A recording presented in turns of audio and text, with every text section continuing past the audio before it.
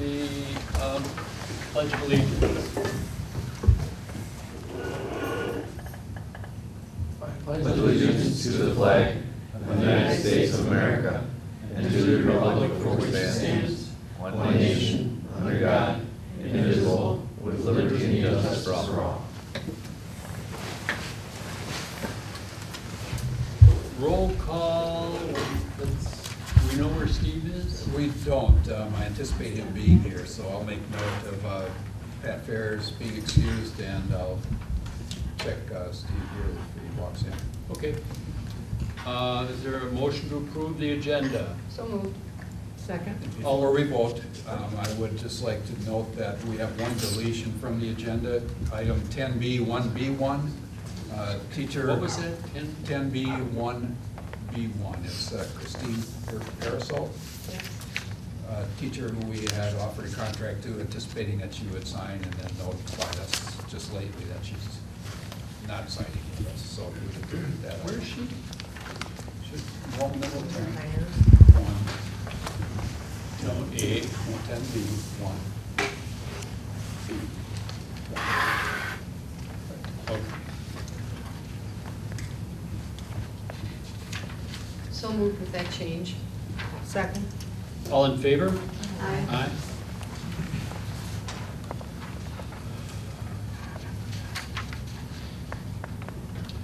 Communications, Dave? Let's go, let's do the minutes. Well, I was trying to help. Is there approval of the minutes? So moved. Second. All in favor? Aye. Aye. Communications, Okay, Dave? donations, once again, Ms. Hare filled out a survey and received $1,000 to Chain Lakes Elementary School for filling out the survey, so we'll need a motion to. I believe the parents collect the candles labels and send this survey on how you use it. But it's beyond what you get for the Campbell's labels. It was above and beyond that, so. And what are you gonna do with the money? Most of it goes to, you have to buy their equipment and they send you the catalog, so it's mostly recess equipment.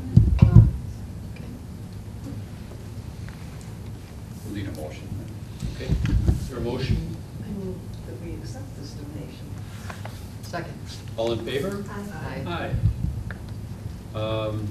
Then recognition, in your packet is the high school spring sport all-conference, regional and state recognition. Congratulations to those students, student athletes and coaches. Pretty neat. Yeah. And then under school board is the WSB membership. It's about a month late because there is some mix-up or some delay at WSB in getting this information to us. And I know last year there was some concern about what we get out of our membership. And the cost is, I think, $5,085, right around $5,000. So I included in your packet 2 items that they send along with the registration of the opportunities that are offered to us because of our membership. I do know that they have 100% membership in the state of Wisconsin. There are some districts, I read of one lately, that is withholding their membership pending a position on something, whether they take a position for or against something, I don't know what it is, but it's typically 100% members. Have we taken advantage of We have. some of these things? I mean, just generally. We have sent some people to the two conferences. Legal services, I will generally call them first if it's something that's not specific and to an issue that I would use Jim Macy for. I see. So I will call their legal services first just to get a general idea. Policy, if we have questions about policy, we'll ask them for samples, even though we don't separately subscribe to their policy services. They're willing to share policies that the district shares with them. That's probably our highest use. We get quite good information related to personnel issues also. Human resources things, Resources. As well as legislative. They keep on top, and you get those emails of legislative items and when you should call your legislators.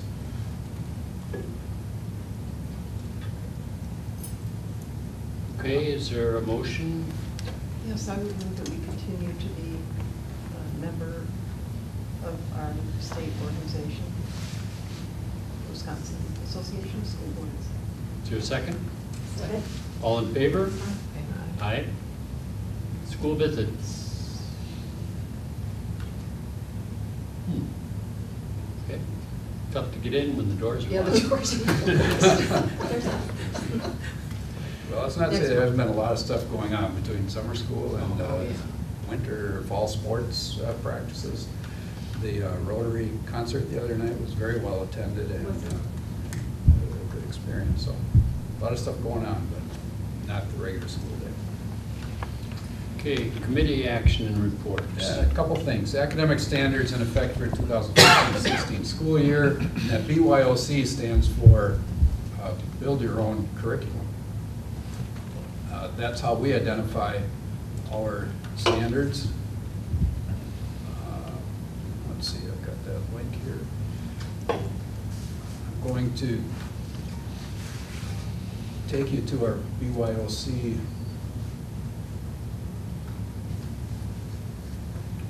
site and show you, this is open to the public.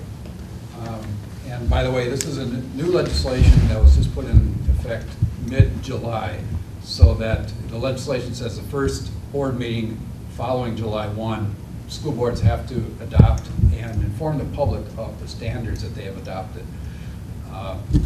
That wasn't in place for our July meeting. The legislation was not, so we're doing it in August. But this link will take you right to our BYOC standards, and you can select a department. And in this case, I will just go to math. And that will highlight, you have an opportunity to, we incorporate two sets of standards, the ACT college readiness standards and the Common Core state standards. You can go by standards by grade that are covered, introduced, or mastered, and I'm just going to, and this is page 1 of 52 pages, but this will give you an idea. Ms. Hare, do you know what grade level this is at? Oh, here, let me go to say grade, second grade.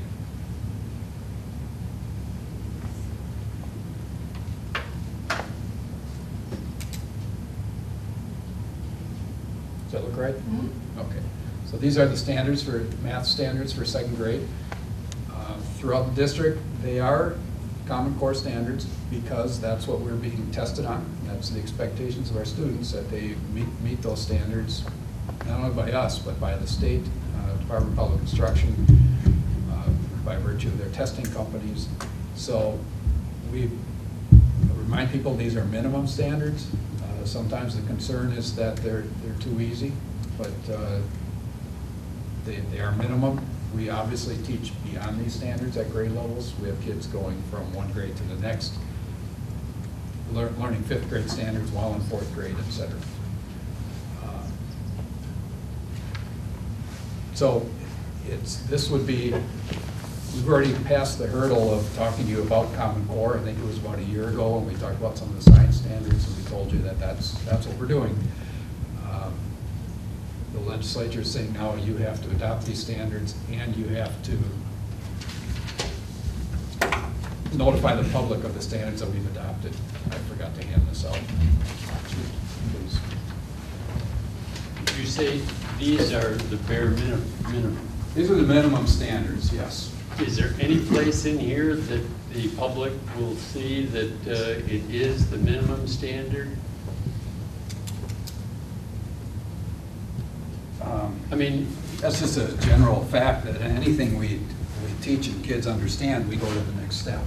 You know, the criticism of Common Core by some people is that it doesn't expect enough of kids. So we address that by saying, this is the minimum. You know, you have to have a base, but we go beyond that in many cases. Well, we have Well, you saw the ACT under math. Under some of the other subjects, there's also different sets that have been written by different organizations. So we try to incorporate as many as the kids might both find useful in our local curriculum and also might be tested on. Like in math, you'll see the ACT is on there. In science, we have the next generation. We also have the Wisconsin Model Academic Standards and the ACT Science Standards, because they're gonna, at some point, they'll get a test from any one of those sets of standards. A question about the website. I noticed when I was looking through it that sometimes in the covered section, there's a little check mark or a little box. And so there are no boxes checked here. Does that mean that those particular standards aren't covered in grade 2 and we keep going down the pages to find out what was? This is probably the list of all the standards. Yes. So what you would do eventually when our whole curriculum goes public, which will be soon, you'll be able to sort by grade level, and then you will see the checks on what grade level is it introduced, what grade level is it mastered, and what grade level is it just reinforced. And then there are reports that I can easily run and just click and say standards covered, and then if there are any that are on that list that we missed, we can catch them at a curriculum writing meeting and make sure that none of them are being missed. Keep in mind, this Build Your Own Curriculum is a working document. The intention of this is to have teachers working on it regularly, updating it and indicating when things are covered, when they're mastered, and so it's a living document. The purpose of this page is, or of this program, is not to just show what the standards are, but to show when they're incorporated, how they are, and it's for teachers to use. So Dr. Peschel had sorted it by grade 2, and in this case, then it looks like So that's a list of all the ones that have been covered in the math materials we use. But that doesn't mean the teachers, this page doesn't tell us whether they've taught those or not. Correct. Or introduced them or taught them, covered them, mastered, et cetera. That's a separate part of the program. But what we're doing for purposes tonight is adopting these standards. Jim Acey, Bill Bracken prepared 2 motions that would cover the requirements of the legislature, and I've passed those out to you. If you'd like to go on that website and play around, there's so many drop downs. I know I did a little bit of that. I looked at the art standards and foreign language. And that's a good reminder that these standards we're adopting tonight do not include the fine arts. The ones we're adopting tonight officially are mathematics, science, reading and writing, and social studies, which includes geography and history. The reason we're not doing the others at this time is because we will be, over time, adding and subtracting from those standards. They're not set yet. They're there, but we feel that we'll be making changes. These we will not be making changes in, because every time we make a change now in these, we have to take it back to the board.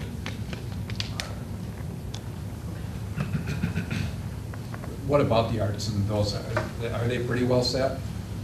We talked about it. They don't change very often, but the most recent one was health. We got new standards from the state, and then they'll just be added on that site, and then we'll update what we have to make sure that we're working with the new standards. And this is what the law requires that we adopt in these areas. How much time do you spend on these things? I researched how other districts do it. Some districts assign every teacher into a rotating role. This year you work on curriculum. Sometimes it's just volunteer or it's paid work in the summer. This year I took volunteers for paid work in the summer, and they got a lot done. They wrote a lot of curriculum. So next we'll meet at an in-service, and they'll share with their grade level or their department. Make sure everyone's on the same page. And then as soon as it's done, we start over. Well, you know, we've been writing curriculum for, ever since I got here. Yeah. You know, when we went from the 13 standards to a long time ago.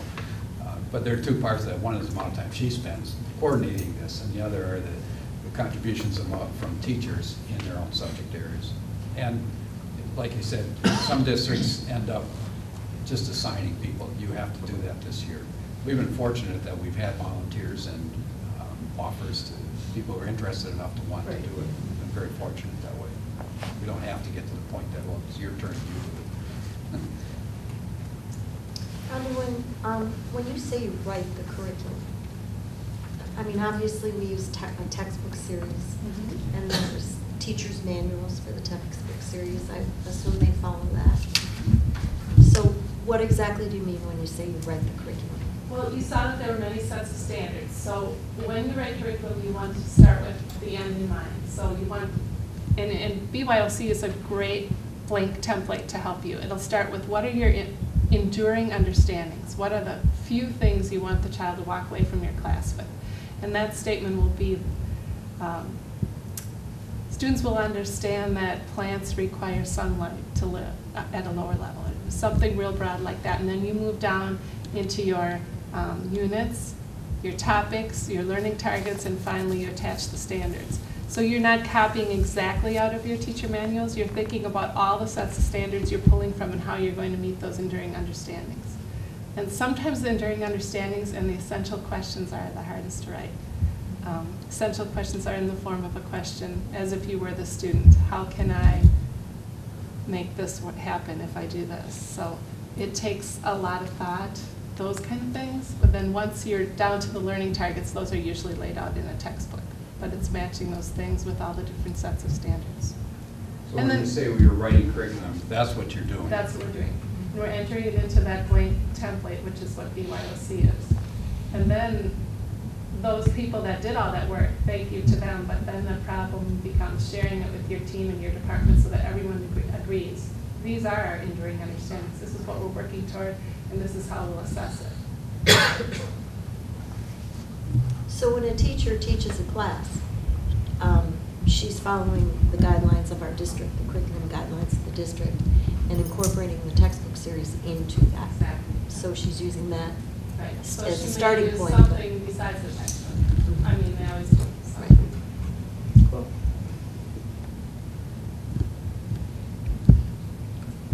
So rather than read all this, they're posted for everyone.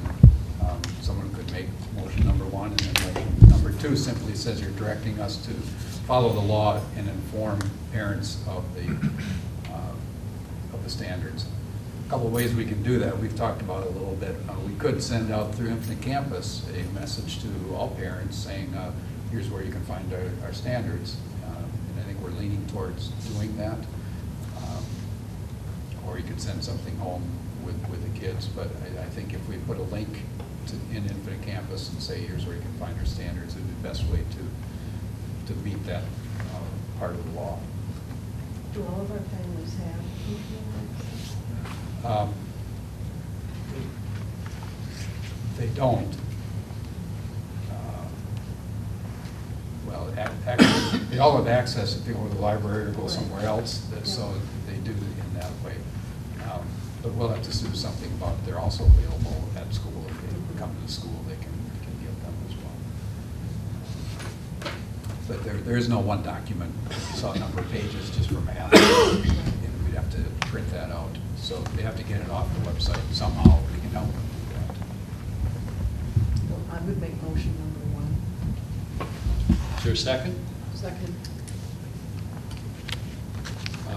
Voice vote? Yes, let's do this. All in favor? Aye. Opposed? How about motion 2, Sandy? Sure. I Okay. would make motion 2. Is there a second? Second? All in favor? Aye. All passed. Okay.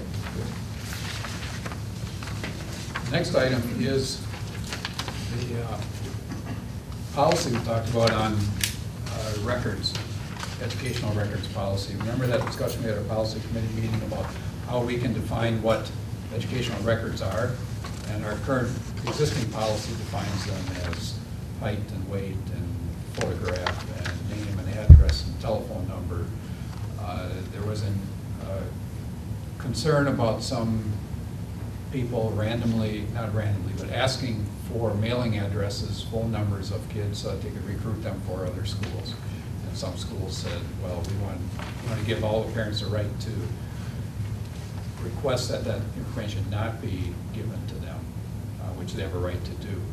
But typically, there's simply a notice beginning of the year in the newspaper. It says, if you don't want directory data released, let us know, and we'd get maybe half a dozen parents throughout the district who would say, we don't want that released. Once they clarified that we could determine what directory data is, it made it a little bit easier, and the direction I got from the policy committee was, let's indicate who we're going to release that to. So the policy now says name, address, photograph. The photograph is to cover the yearbook part of it, and then it's available to yearbook companies and to military recruiters or post-secondary education recruiters. So if those people ask, we'll release that directory data. If someone from voucher school wants that directory data, we would not be releasing it to them. Do you tell the parents at orientation meetings that they also have this opportunity to decline? We have in our registration now, when they register their kids, there's a page that says, it's currently very complicated. With this new policy, we'll be able to make it real simple. I do or I do not. Yeah. So we will have that. But now that's typically just for new enrollees at this point. So we're going to have to get the word out some other way. Oh, yeah. The way you get any information out to parents. I just think a lot of people assume that you don't release information Right. about their kids. Well, that's what I mean. We have to do it more I than. think it's important that we let them know that they have that opportunity to Right. decline. I passed it around to administrators, and I think our current policy covers what needs to be released for yearbook purposes and things like that, recruiters. But this will tighten it up quite a bit.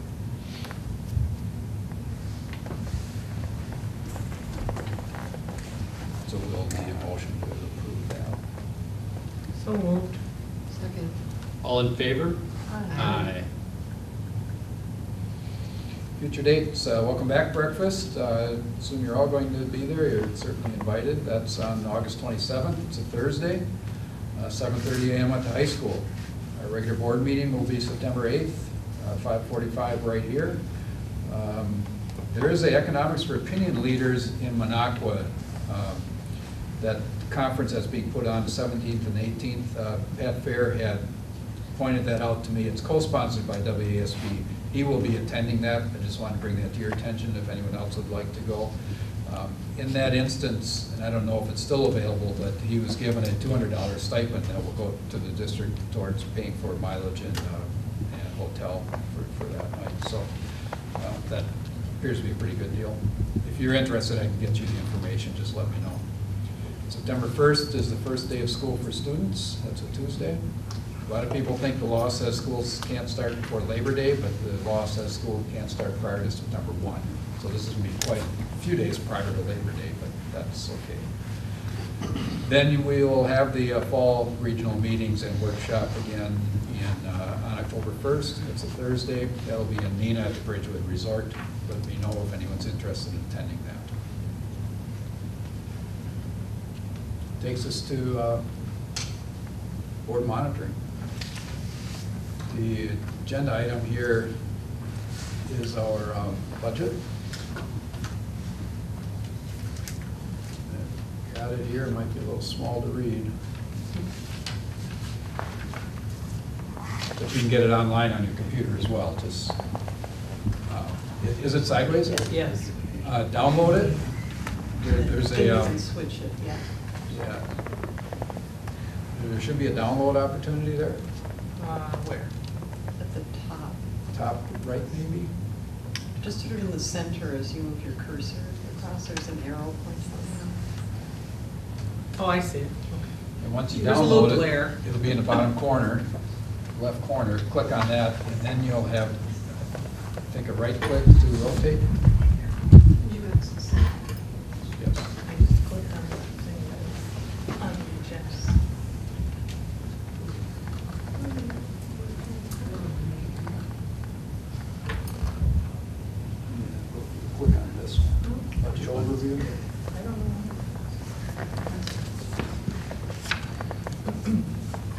say the one? Right click. Oh. No, you don't have, oh, just push on that side. And how do you do that? Could tip your tablet. I could.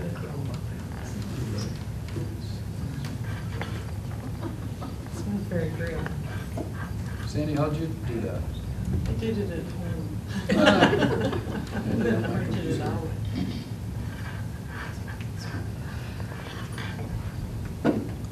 Is that an Etch-a-Sketch you have there? You'd almost think so, wouldn't you?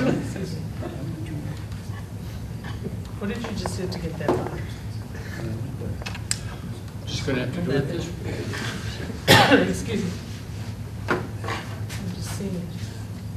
Makes it bigger. You did you pull it up from here when you download? It's right here.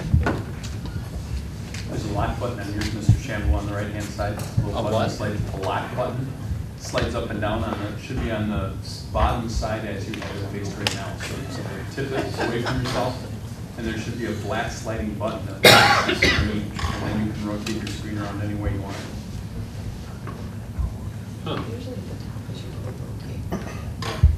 Yeah, I don't see any rotating. So you have to turn You your gotta tip Chromebook. the iPad opposite of where you are. Now, on that side, there should be a black sliding button. Right on the side of the iPad. And if you slide that button, it should lock the screen in place. Oh, And then you can tip your screen around any direction you want. Yeah, this one. I wish when you covered it would tell you what it does.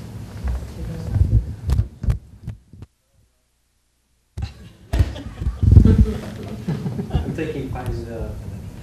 Nobody's the got your graphics are gonna be information, longer so- than what I have to say. Here, we'll just sit like this. The Native Americans have a saying, really, it takes 1,000 voices to tell a story. And tonight, every year at this time, I tell you a short story, a snapshot. And I thought about this, and we tell the story of the best we can. Because I think about Paulo Coelho. He said the only honest answer is, I don't know. So we're going to tell you what we do know, because we're not going to know a lot of things until October, September for our student count. We can make some pretty good assumptions. We've been fairly good in the past of projecting forward, and I think this district is in pretty good fiscal shape, and comparatively to many districts in the state of Wisconsin. So I'll just kind of go through this, and hopefully you can see it. What we do know, then, we do know what last year's Fund 10, and I'm going to stick with Fund 10, overall budget was. We know that the budget was $23,482,239.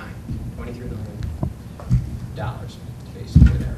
So as we go forward, our projections are going to show that we're going to increase that budget. We need to increase that budget by 1.36%. And that's pretty low if you consider that's 321,000. We're saying we only need 1.36% going forward next year.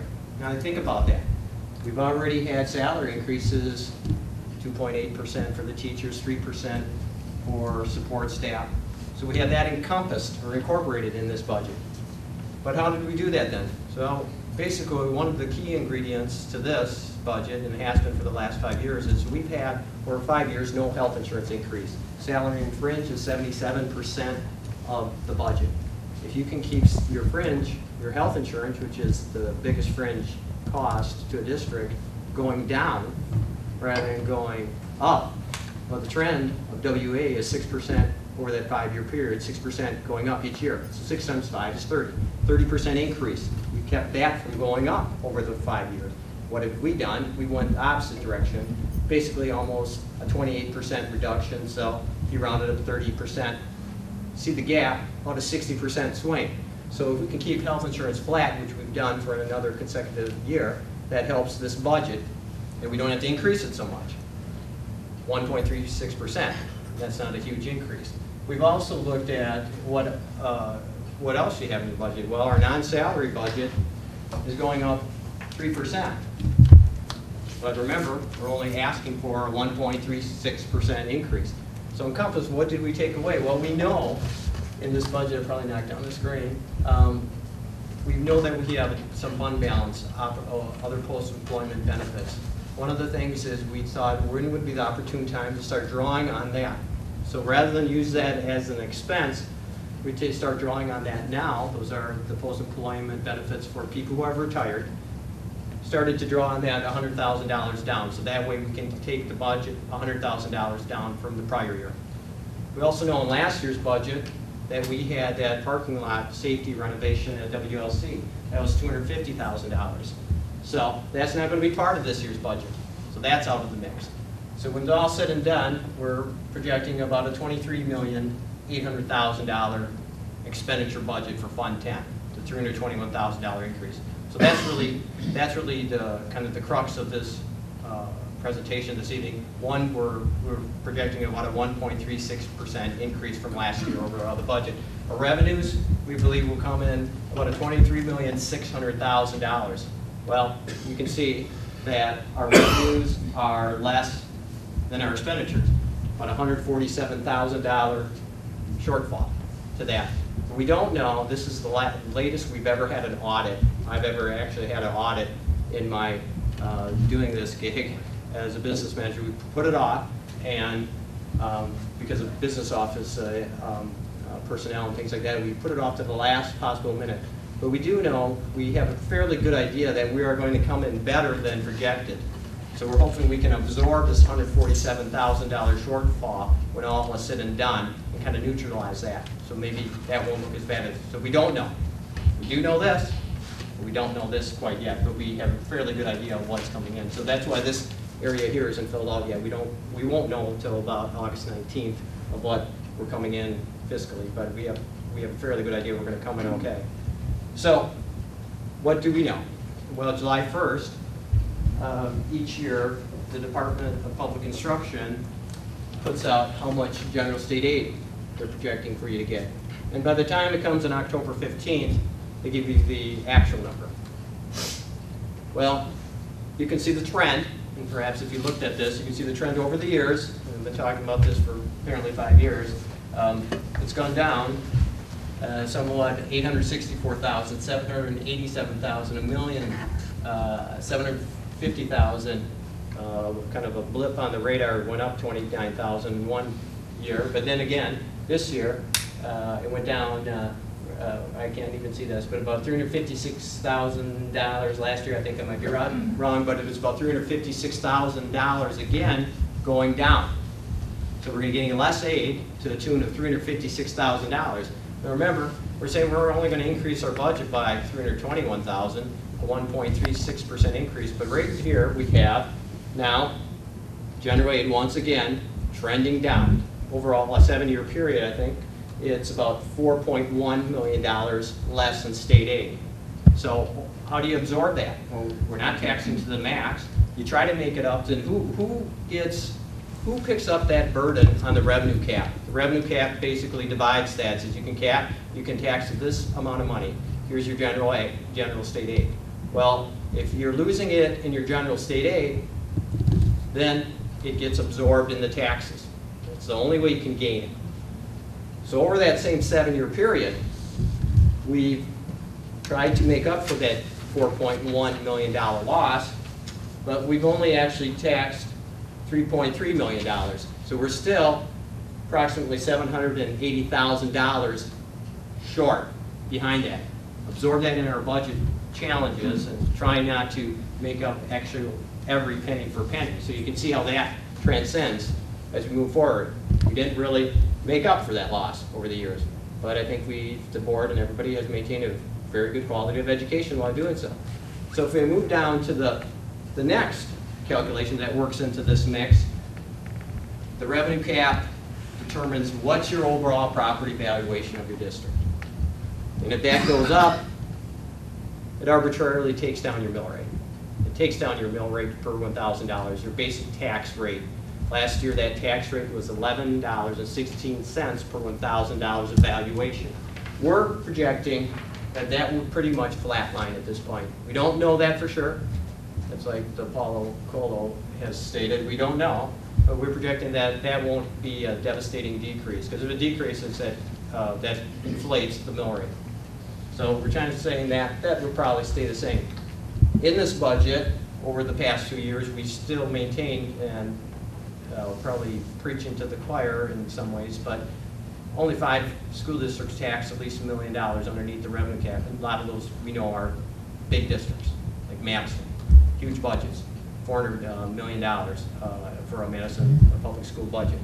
And they're not taxing to the percentage that we're taxing in our revenue cap underneath the budget. So we tax $956,000 underneath the cap, $1.5 million, 2.7, 2.8, 2.7, last year $2 million under the cap. This year, when this is all configured, we believe that taxing underneath the cap will be about $1.6 million. Still, I would believe that will fall into one of the top 5 school districts in the state of Wisconsin. There's roughly 424 school districts in the state. So still kind of maintaining the fiscal responsibility. Well, how does that shake out then in your tax mechanism? Well, I put 3 scenarios, and I usually put 3 scenarios to the Board of Education every year at this kind of a snapshot, this early snapshot of what's potentially going to occur. And the first scenario literally says, well, if we tax to the maximum, if we took all the money we could off the from the revenue cap, if we did that, we'd have basically $17.8 million to play with, and that would be between that general state aid and basically taxes. That mill rate per $1,000 of property valuation would be $12.80, which would equate to about $1.64 increase per $1,000 of property valuation, which on a $250,000 home would be $410. That's if you took everything that was available that you could. The second scenario, which would be the recommendation of at least the business office and administration, would be this scenario 2, which is at $1.68 million at this juncture in time. And that shows that the district would need $16.154277 million. That's how the revenue cap, and that includes debt service and Fund 10. This is taxes, it's combining both those areas. That shows $11.59 per $1,000 mill rate. That equates to, from last year's $11.16 mill rate to this year's $11.59, of a 43-cent increase per $1,000 of property valuation. What does that do to a $250,000 home? $100,000 home, it's $43. Pretty simple math.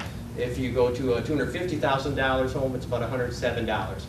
That's really equated to the loss of general state aid, $356,000 that the district is trying to make up. How does that shake out then in the overall Fund 10 breakout? You can see the prior year we needed we were $2 million under the cap, but we taxed $900,000 more than the prior year. Now, if you look at, I want to go back, I'm sorry, scenario 3. Scenario 3 shows $2 million underneath the allowable cap. Last year, we were $2 million, basically the same number underneath the allowable revenue cap. If we did the exact same thing as we did last year, that mill rate, because of the loss of general state aid, would increase just automatically 15 cents by doing nothing. It being exactly the same as we were. Losing that general state aid hurts this district. It hurts every district. So if I look at the overall Fund 10, how the tax levy is projected early on in these novice stages of August, we can see that it's $16,154,000 versus $15,549,000. That is roughly a $604,000 tax increase. But remember, our budget only went up $321,000. Why is that? That is, you can see that we have a general aid loss of $356,000. We have expenditure increase of $321,000, and it's not exact mathematics, but you can see that that's the variance to look at and how we get to this area. So overall, I mean, the district is still taxing underneath the allowable revenue cap.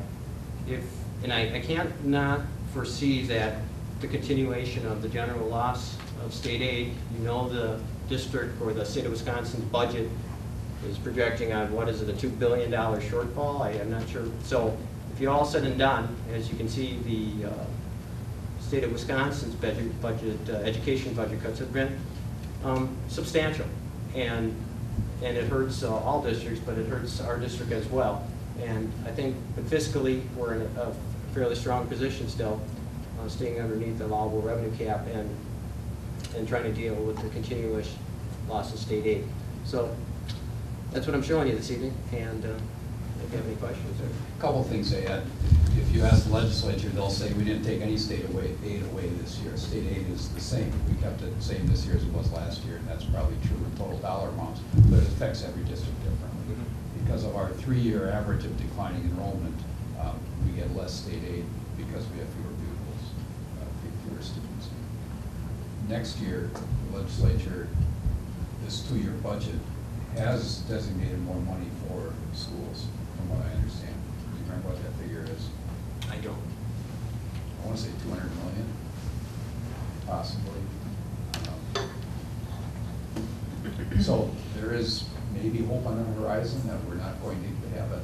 And plus, our enrollment is turning the corner on this 3-year average as well. So a lot of things looking up after this year's budget, I hope. This is what it looks like. If you recall, the governor first took away $127 million from education for this year. We would have seen a much bigger decrease than $300,000 if that had come through. The legislature put that money back in, made it look like we're getting $127 million more dollars, but all they did was restore back to even what we were getting the year before as a state. And when is our debt finished? 2018, and you'll probably be talking more about that in November. Yeah, I know there's no action asked tonight, or this is to try to give you a snapshot so there are no real surprises come October, but we need to clean up some of this stuff. We're hoping to pull some more rabbits out of the hat. I don't know that we can, but we want to give How you about an idea. Indians? Just want to give you an idea of what our thinking is at this time as we head into the actual budget preparation period.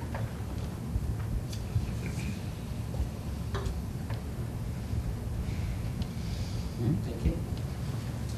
Thank you.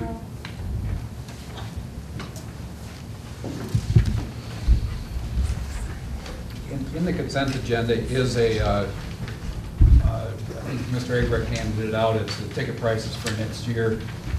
The prices are pretty much the same, $4 for adults, $2 for students in K-12.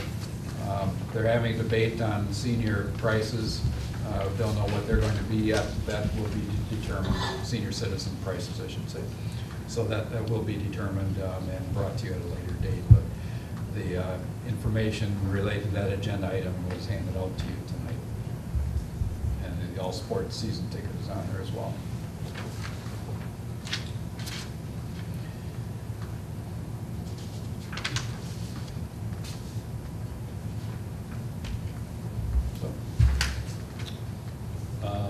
We have to have the consent agenda. Is there a required motion and second? I motion. Go ahead.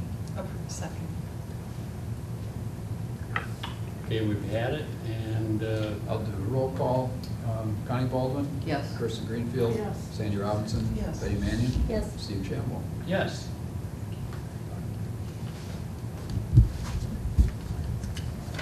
Okay, I adjourn the meeting. How's that? Thank you, everyone.